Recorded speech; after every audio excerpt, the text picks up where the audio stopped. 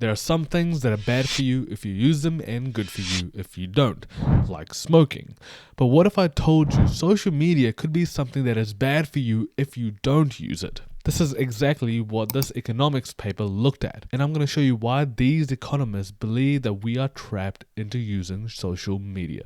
So we believe our thinking and decision making is based on logic and reasoning, but in fact it's usually based on our social environments and how we feel, and then we just apply the logic and reasoning afterwards. Now let me give you an example. 44% of people who bought luxury items wish that those items that they bought didn't exist. Now this kind of begs the question, what products are good for people, what kind of people are they good for, and who should be buying them? When social media first came out, a lot of studies showed that social media was really good for us. It connected us from across the world, which is true, and it helped improve our well-being by making sure we were connected. Now, since then, a lot more research has come out which has highlighted the downside of using social media. For instance, the lower self-esteem people get, FOMO they feel, depression they get, the anxiety they feel, a whole bunch of negative aspects of using social media, alongside obviously the good ones that still exist. The interesting thing is that people who use social media, this paper argues,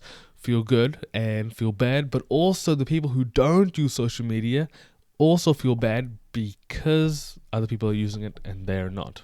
Now this paper introduced this theory called the product market trap, which essentially states that someone might not like something but still need to use it despite not liking the fact that they have to use it. Now this paper looks at social media specifically to see if it fits the bill. Alright, so this paper asked university students from a whole bunch of different universities 3 questions. Question 1, how much would we need to pay you to stop using TikTok and Instagram for 4 weeks? And on average, it was $50. Question 2, this is called the network effect question. If some people in your network stopped using TikTok and Instagram, how much would we need to pay you to stop using TikTok and Instagram as well? And on average, most people said $30. So to summarize, if people were asked how much they would need to be paid to stop using social media, they said $50. But when asked if their network had already stopped using social media, how much they would need to be paid, they said 1/3 less. So they would be more likely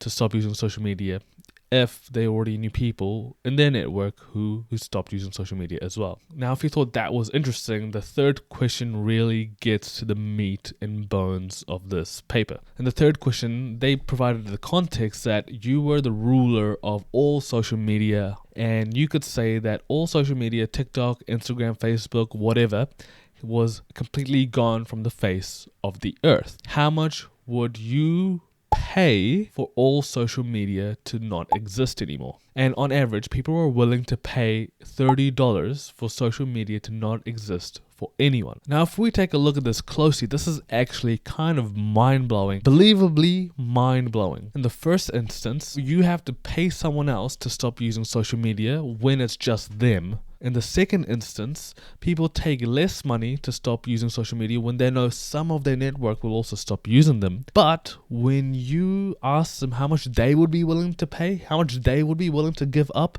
if social media didn't exist in the first place, they would pay you for that to happen. How bonkers is that? Now, the first way to interpret this is that despite most people not wanting social media to exist, by the fact that they are willing to pay to eliminate it, that they use it constantly. And the reason they use it regularly is not because they want to, it's because other people are using it. And we know this because of the second question, because participants were willing to pay less to get off social media if they knew other people who were getting off as well. Now, this sort of encapsulates why this is called the social media trap, or the product market trap, where people are using something despite not wanting to use that thing because they fear they'll miss out on whatever is happening on social media, which is going to make them feel worse, and therefore they keep using it despite not wanting to. And in fact, when asked if they would rather it not exist, they say yeah, essentially. Now here's a few more bits and pieces about this paper that we should look at in a bit more detail. The researchers chose university students because their online social network and their in-person social network is quite closely linked, which is why this experiment makes sense, because if your social network is only online and not in your physical presence, if you eliminate the online social network, then you're eliminating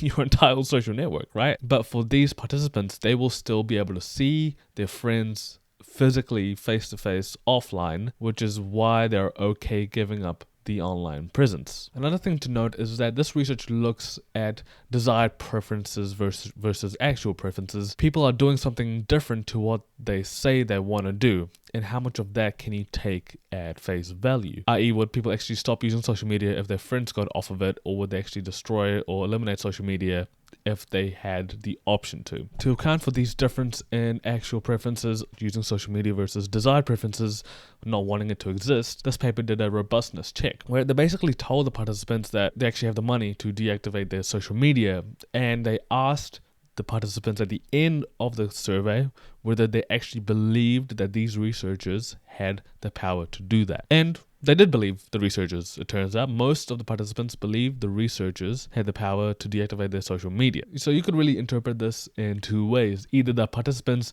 really believed that the researchers had the power to deactivate social media, or they really, really badly wanted to believe that it was true. And at the end of the survey, participants had a chance to explain in words why they would keep using social media despite not wanting to. And the number one reason was fear of missing out. FOMO. Hence why it is called the social media trap. Now this places some really interesting implications for the real world, including for adults and children. It's really hard to keep and make friends as an adult.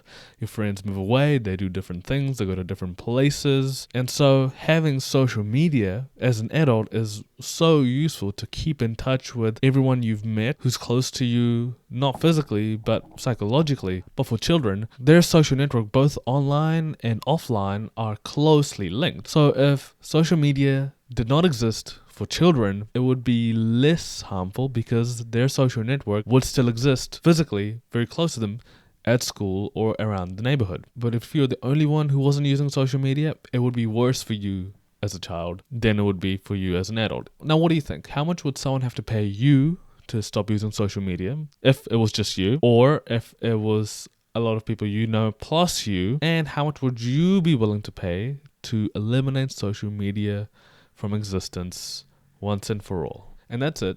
I'm Harris. Until next time.